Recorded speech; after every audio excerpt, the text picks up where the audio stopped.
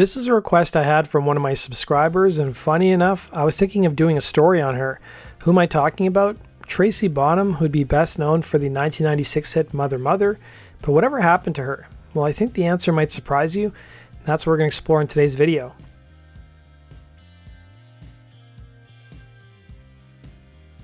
Born in Eugene, Oregon, Tracy Bonham would have a mother who was a music teacher, and her father would be an editor at the Eugene Guard Register. Sadly, her father died when she was just 2 years old, and her mother remarried 5 years later to a mortgage broker who had his own children. I should also address the question that a lot of people are probably wondering.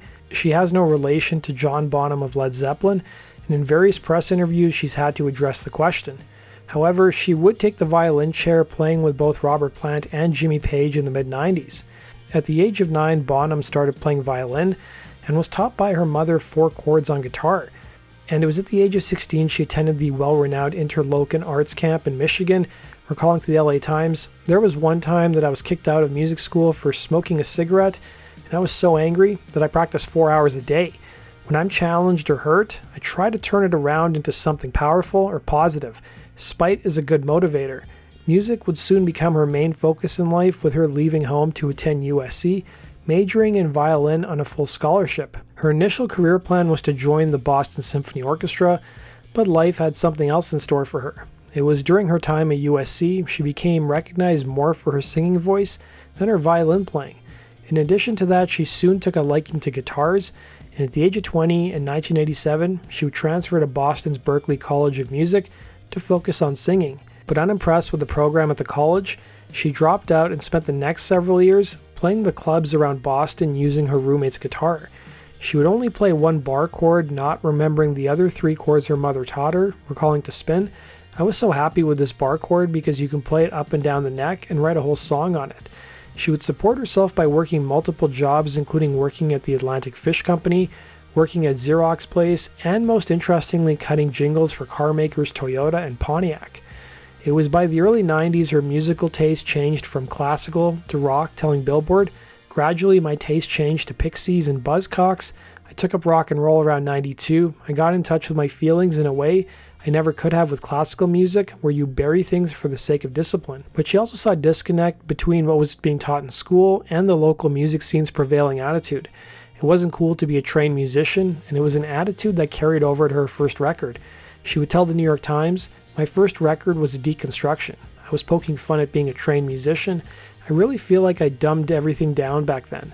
I wasn't allowing myself to sing to my best ability because that wasn't cool." She would put together an 8-song demo that soon caught the attention of Island Records, and to build up some credibility and backstory around their new artist, Bonham would put out an EP in 1995 titled The Liverpool Sessions on a label called Cherry Disc. Well, it turned out Bonham wasn't signed to an indie label.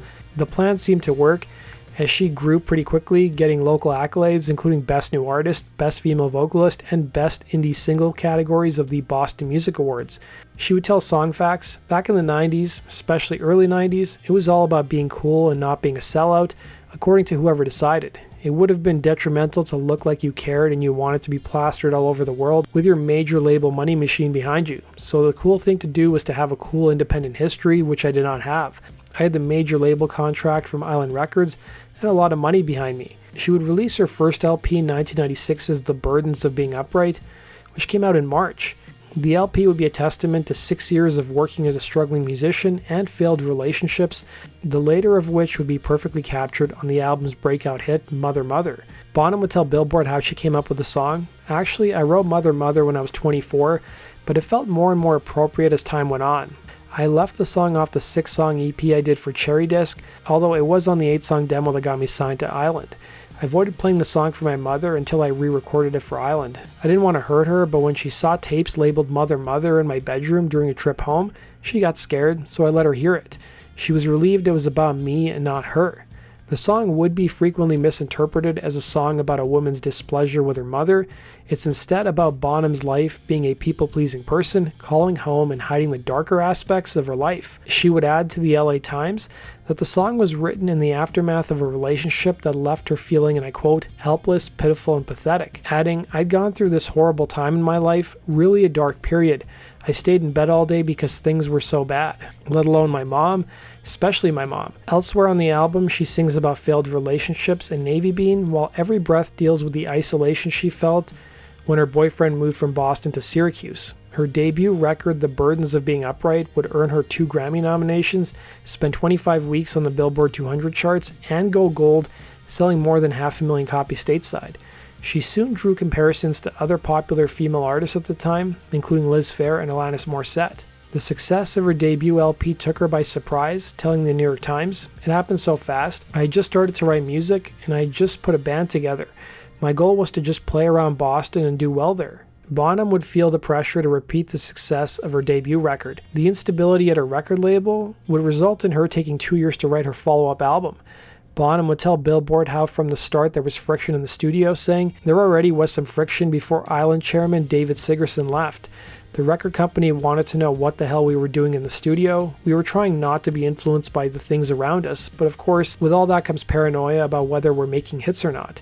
It was a real conflict time. In January of 1999, Universal would merge with Island Records' parent label Polygram, further stalling things. Bonham would look back at that time period telling Billboard, "I was constantly meeting new CEOs who would sit me down and tell me they'd have to push back my record or what kind of record I needed to make. In hindsight, I wish I had just gone off and done my own thing." It was during this time Bonham got married to fellow musician Steve Slingeneier of the group Soulwax. Her second LP titled Down Here would be released in 2000, but it was dead on arrival. She would tell the New York Times how the music scene had changed.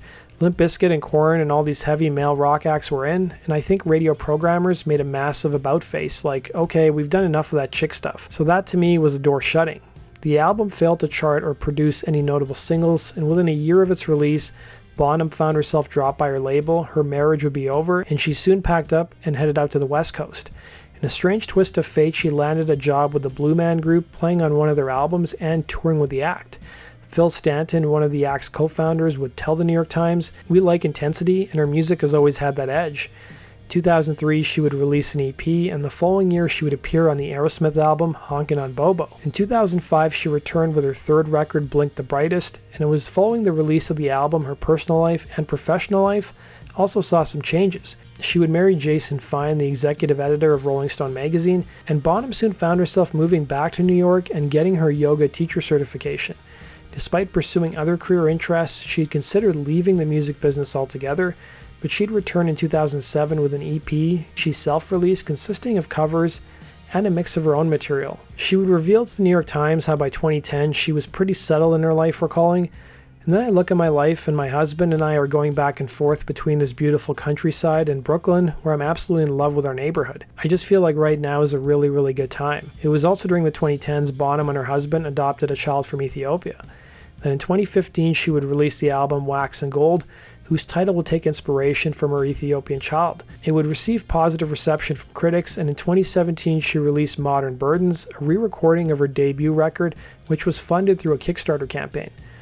In 2023, a Brooklyn paper would write a profile on her and how she was now a music teacher at the Brooklyn Preschool of Science, telling the paper, "I feel like this is my calling." Bonham still plays live shows every now and then, with her last one taking place in late 2021. That does it for today's video, guys. Thanks for watching, and we'll see you again in Rock and Roll True Stories.